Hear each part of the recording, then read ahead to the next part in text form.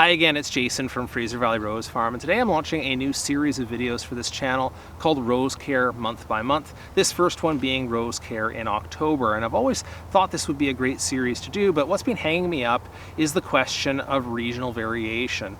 That is that unless you're in the Pacific Northwest climate like me, a mild coastal northern temperate climate, then the timings of these activities will vary for you. For instance, when it comes to winter protection, you may have to do a way more careful job of it, or you may not have to do it at all. So my approach to that, and my fix to that, is that I'm going to be talking in these videos on the question of why I'm doing these things in the timing I'm doing it, so that you can take it and apply it back to your own climate or region. The way I hope you can navigate this series is I'll be breaking it up into 6 different subtopics for each video. The first one is main activities, the main thing I'll be hands-on doing with my roses that month. The second one is fertilizer and soil care. The third one is any watering considerations for that month. The fourth one, not surprising based on my channel here, is propagation. The fifth one will be pests and disease that you have to be concerned about in that month. And then the final one will be a plant spotlight. Let's start then with main activities, and it does seem funny that my first action list item is a non-action. I am chilling with my roses and enjoying the last of their perfectly formed blooms of the season. After this, it's all downhill for the blooms. Now, why am I saying do nothing at this point? And I don't know if you can catch between the trees behind me there that the blueberries have started to turn red.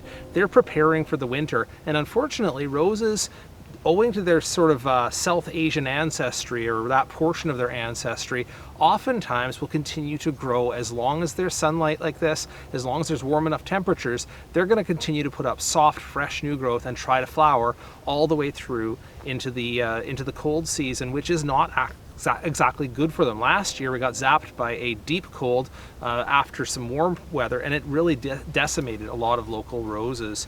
So what I'm trying to do is I'm trying to encourage them to slow down and shut down on their own. So I stopped feeding the roses in August. I stopped all major pruning in August. I even stopped deadheading the flowers in September, and now I'm just trying to hope to let them settle down for the season. And that's what you're going to see on a lot of the roses in the field here, and I'll get you some close-ups as well, is that they're starting to form hips.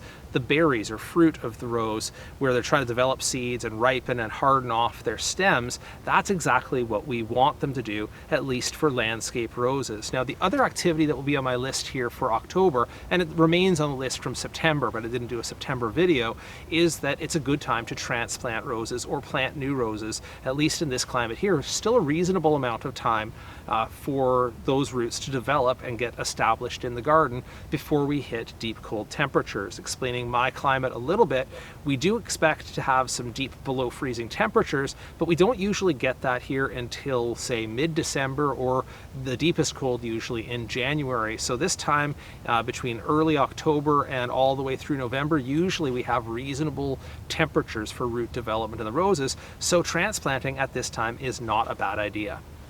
No major pruning. Well, what about roses like this one here and others that have continued to throw these long, unsupportable stems that are just going to break off in the winter wind or snow load?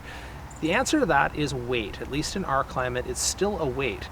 Remember that any kind of pruning that I do now, any kind of feeding that I do now, is going to encourage fresh new growth, and the roses definitely have not stopped with fresh growth at this point. So what I'd like to do is let it run out of fuel, let it run out of time, get some cold weather before I attempt pruning back these long stems that would otherwise break over the winter. So it may be an activity for November or in December in our climate, after we've had a little bit more cold and the roses have settled down a bit.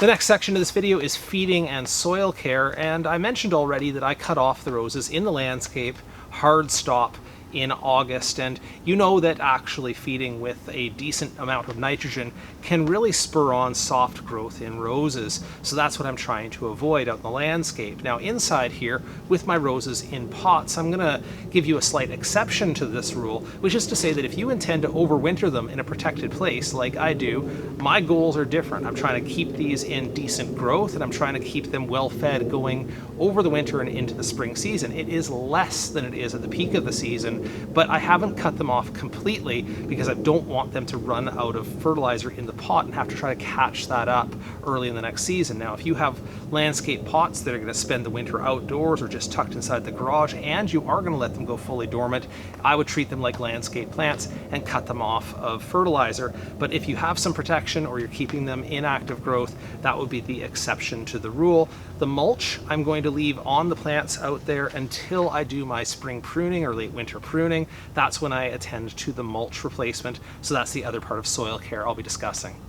The thing to acknowledge about watering in October is that my needs have gone way down. Look behind me here, you'll see that the grass has recovered from a light beige color in July and August. It's now a deep green, meaning there's lots of soil moisture out here, and I probably don't have to worry about my landscape plants at all unless we had some wicked dry stretch, and even then we might be okay. But plants in containers, you can't count on that same thing. You still have to stay on your watering schedule, but you should acknowledge that that the day length has dropped. Here, our peak day length in the middle of summer goes to about 16 hours of sunlight, and now it's down below 12, so it's definitely far less light and far less demand to do with the temperature and the sunlight, and it's heading towards 8. So it's on its way downwards.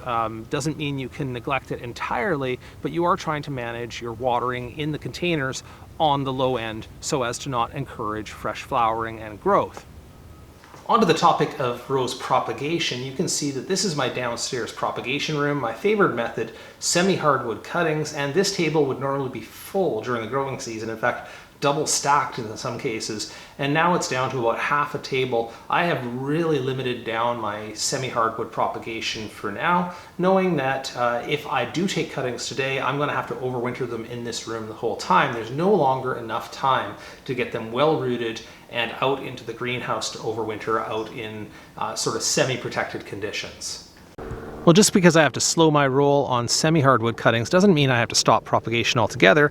This is a variety called Prairie Pece, and what you see down here, because this plant is on its own roots, and I know that, is an own root sucker, which all I would have to do is dig that out of the ground and put it into a pot, and I'll get a new plant of this, which can be a highly successful and rewarding form of propagation, especially on a variety like this one that does not propagate well from cutting. So this is the time to turn your attention to pulling those own root suckers out of the garden. The second thing you can do is collect seeds from your mature, especially species roses like rugosas out in the landscape, and begin the stratification process. I'll link a video in the top right hand corner to describe that process.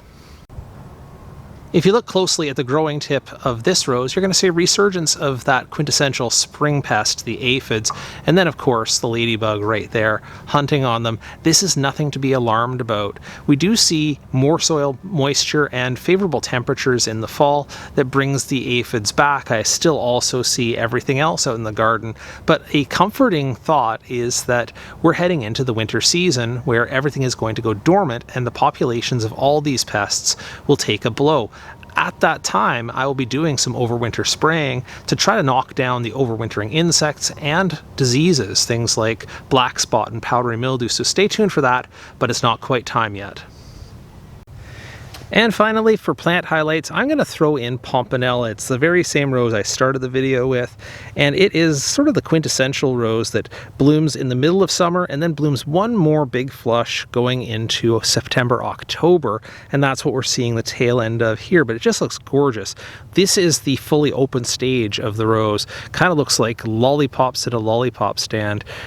Really quite nice, and I can see why this has held its appeal.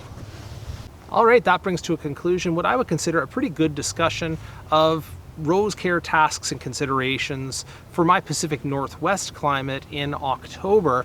What I'm really hoping from this series is that I get a lot of comments below the video from people who do not share my region, from people elsewhere who can say, hey, I'm in the Midwest, this is my state, and this is what I'm doing based on what's happening in my climate, or from Australia or Indonesia, wherever you are. If you share that in the comments, you'll be helping those people who my situation doesn't specifically apply to by highlighting those differences. I hope you enjoyed it. If you have any questions, please leave them below in the comments. I'll see what I can do to help.